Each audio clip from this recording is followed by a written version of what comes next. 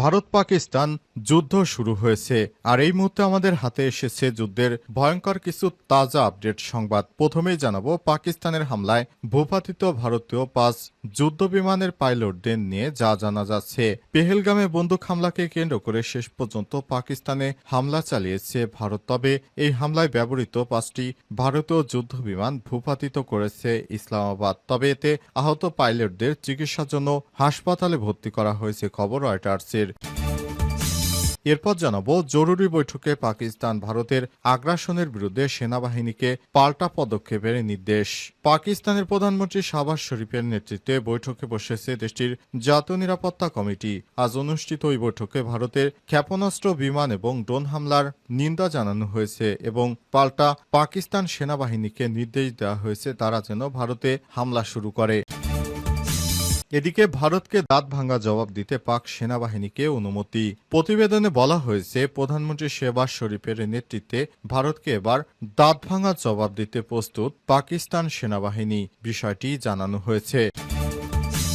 জানাবো বাংলাদেশের সীমান্তে নজরদারি ও নিরাপত্তা জোরদার করল ভারতের সীমান্তরক্ষী বাহিনী বিএসএফ। বাংলাদেশ সীমান্তের কাছে বিভিন্ন এলাকায় নিরাপত্তা জোরদার করেছে ভারতের অংশ হিসেবে ভারতীয় সীমান্তরক্ষী বাহিনী বিএস পর্যবেক্ষণ টাওয়ারের কাছ থেকে 24 ঘন্টা নজরদারি করছে। শুধু তাই নয়, বাংলাদেশ সীমান্ত নজরদারি নিরাপত্তা জোরদারের পাশাপাশি চীনের দিকেও তারা নিরাপত্তা জোরদার করেছে। এবং সর্বশেষ জানাবো লালদিঘি চত্বরে প্রতিবাদ সমাবেশ থেকে হরতালের হুঁশিয়ারি। বাংলাদেশ ইসলামী ছাত্র সেনার সাবেক ঢাকা মহানগর সভাপতি মাওলানা মোহাম্মদ রইসুদ্দিন কাদেরকে মব সৃষ্টি করে হত্যার ঘটনায় লালদিঘিতে ব্যাপক সমাবেশ করা হয়েছে এবং সেখান থেকে জানানো হয়েছে তাকে হত্যার জন্য যারা হত্যা করেছে তাদেরকে দ্রুত সময়ের মধ্যে গ্রেপ্তার করতে হবে, তা না হলে আগামীতে হরতাল দেওয়ার ঘোষণা দেওয়া হয়েছে। প্রিয় দর্শক, এতক্ষণ শুনছিলেন সংবাদ শিরোনাম, এবারে বিস্তারিত। তবে তার আগে বন্ধুরা অনুরোধ থাকবে এই সংবাদটিতে একটি লাইক দিন। এই চ্যানেলে আপনি নতুন হয়ে থাকলে আমাদের সংবাদটি দেখতে দেখতে চ্যানেলটি সাবস্ক্রাইব করে রাখুন। কমেন্ট করে বন্ধুরা আপনার মূল্যবান মতামত জানিয়ে দিন বন্ধুরা আপনি বিশ্বের কোন দেশ থেকে বা বাংলাদেশের কোন স্থান থেকে আমাদের সংবাদটি দেখছেন এবং শুনছেন। আর বন্ধুরা, ভারত পাকিস্তান যুদ্ধ আপনি কোন দেশকে সমর্থন করেন কমেন্টে জানিয়ে দিন। এবারে বিস্তারিত। জরুরি বৈঠকে পাকিস্তান ভারতের আগ্রাসনের বিরুদ্ধে সেনাবাহিনীকে পাল্টা পদক্ষেপের নির্দেশ।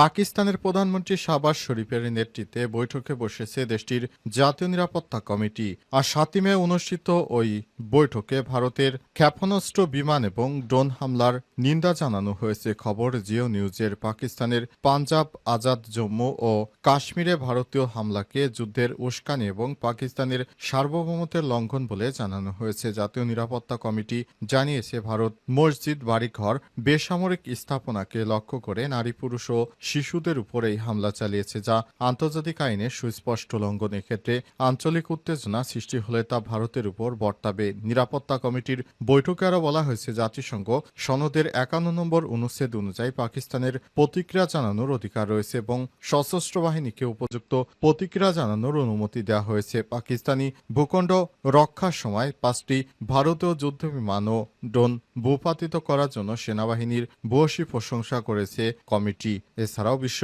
সম্প্রদায়ের প্রতি ভারতের জবাবদিহিতা নিশ্চিত করতে আহ্বান জানিয়েছে পাকিস্তানের জাতীয় নিরাপত্তা কমিটি। পাশাপাশি দেশের জনগণের ক্ষতি বা ভূখণ্ডের সার্বভৌমত্ব লঙ্ঘনের বরদাস্ত। পাকিস্তানের হামলায় ভূপাতিত ভারতীয় 5 যুদ্ধ বিমানের পাইলট নিয়ে যা জানা গেল। পেহেলগামে বন্দুক হামলাকে কেন্দ্র করে শেষ পর্যন্ত পাকিস্তানে হামলা চালিয়েছে ভারত। তবে এই হামলায় ব্যবহৃত 5টি ভারতীয় যুদ্ধ বিমান ভূপাতিত করেছে ইসলামাবাদ। এতে আহত পাইলটদের চিকিৎসার জন্য হাসপাতালে ভর্তি করা হয়েছে, খবর রয়টার্সের। এদিকে ভারতের কর্মকর্তারা জানিয়েছে পাকিস্তানের হামলায় 3টি যুদ্ধ বিমান ভূপাতিত করা হয়েছে। ভারত শাসিত কাশ্মীরের স্থানীয় সরকারের 4টি সূত্র রয়টার্সকে বলেছে ভারতের 3টি যুদ্ধ বিমান হিমালয়ের বিভিন্ন এলাকায় মঙ্গলবার রাতে ধ্বংস করা হয়েছে। এসব বিমানের পাইলটকে হাসপাতালে ভর্তি করা হয়েছে। ভারত দাবি করেছে অপারেশন সিঁদুরের মাধ্যমে পাকিস্তানের 9টি স্থানে হামলা চালানো হয়েছে।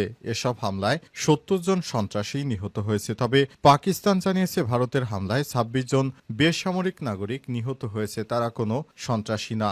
এদিকে পাকিস্তানে হামলার পরেই ভারত দাবি করেছে অপারেশন অপারেশন সিঁদুরের মাধ্যমে তারা এই হামলাটি পরিচালনা করেছে। এরপর ভারত তাদের একাধিক বিমানবন্দর বন্ধ করে দিয়েছে। এয়ার ইন্ডিয়া, আকাশা এয়ার, ইন্ডিগো এবং স্পেশালাইজড জেট তাদের ফ্লাইটগুলো বাতিল করেছে। অন্যদিকে কাতার এয়ারওয়েজ পাকিস্তানে তাদের ফ্লাইট অস্থায়ীভাবে বাতিল করেছে।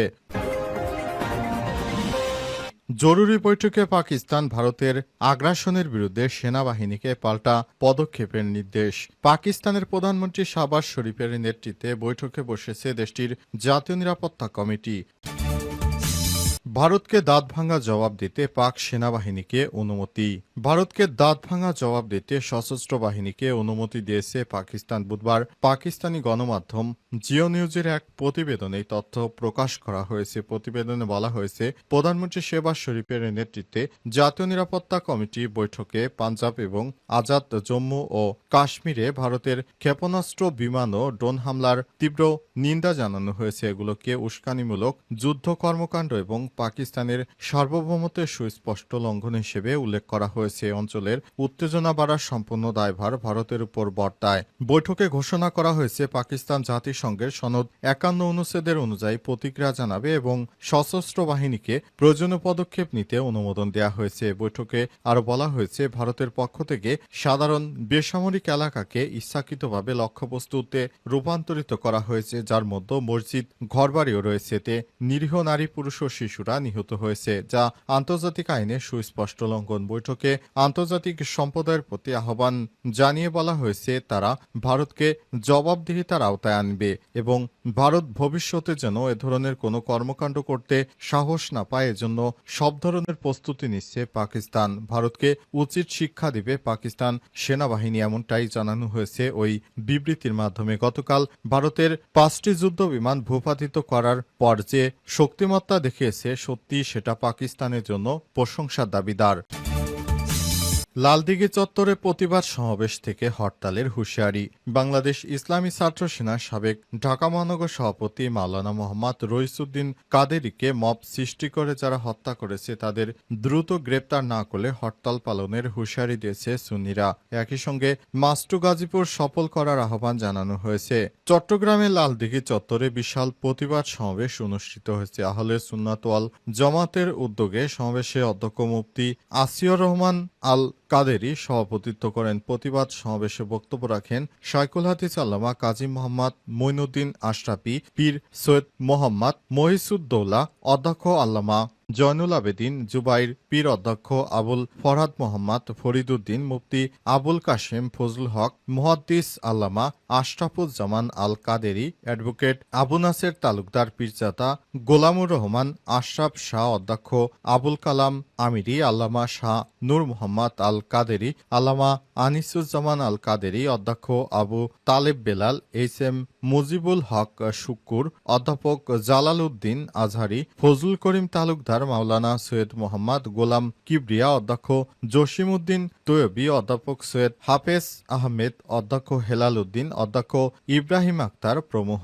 সবাই আল্লামা কাজী মোহাম্মদ মঈনুদ্দিন আশরাফি বলেছেন, বৈষম্য ও বিচারহীনতা সংস্কৃতি দেশে ন্যায় বিচারের সুশাসন প্রতিষ্ঠার জন্য অন্তরায়। এতে বছরেও শহীদ আল্লামা নুরুল ফারুকী হত্যার বিচারের কোনো অগ্রগতি হয়নি। এবার গাজীপুরে মসজিদের ইমামকে মাওলানা রইসুদ্দিনকে মিথ্যা অপবাদে নির্মমভাবে নির্যাতন করে হত্যা করা হয়েছে। এভাবে দেশে শান্তি শৃঙ্খলা প্রতিষ্ঠার জন্য বিচার বহির্ভূত হত্যা ও মব সৃষ্টিকারীদের শাস্তির বিকল্প নেই, অথচ পুলিশ প্রশাসন মামলা পর্যন্ত নেয়নি। পুলিশ কার ইন্ধনে এমন বৈষম্যমূলক আচরণ করেছে আমরা তা জানি না। খুনিদের গ্রেপ্তার গড়িমসি করলে পরবর্তী যে কোনো পরিস্থিতিতে পুলিশ ও প্রশাসন দায়ী থাকবে বলে তারা হুঁশিয়ারি দিয়েছেন।